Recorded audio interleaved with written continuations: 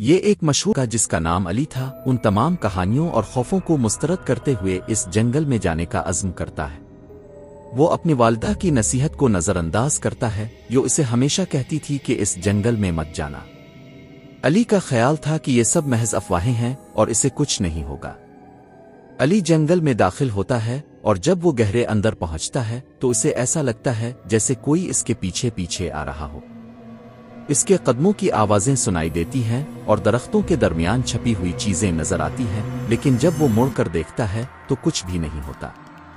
وہ آگے بڑھتا ہے اور اچانک ایک عجیب سی آواز سنائی دیتی ہے جو ایک پریشان کن کہا ہوتی ہے۔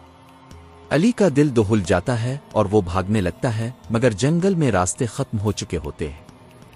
اس کی حالت خراب ہو جاتی ہے اور وہ پریشانی میں مبتلا ہو جاتا ہے۔ اسی دوران اچانک ایک بزرگ درخت کے نیچے بیٹھا نظر آتا ہے۔ وہ بزرگ علی سے کہتا ہے، بیٹے تمہارے خوف کی اصل وجہ تمہارا ایمان کمزور ہے۔ تم نے اس جنگل میں اپنی طاقت کو نہیں بلکہ اللہ کی مدد کو نظر انداز کیا ہے۔ بزرگ نے علی کو کچھ دعائیں سکھائیں اور اسے کہا کہ اللہ کا ذکر کرو اور خوف کو دل سے نکالو۔ علی نے بزرگ کی باتوں کو سچ سمجھا اور اللہ کا ذکر کرنا شروع کر دیا۔ کچھ دیر بعد وہ خود کو پرسکون محسوس کرتا ہے اور درختوں کے بیچ سے راستہ تلاش کرنے میں کامیاب ہو جاتا ہے۔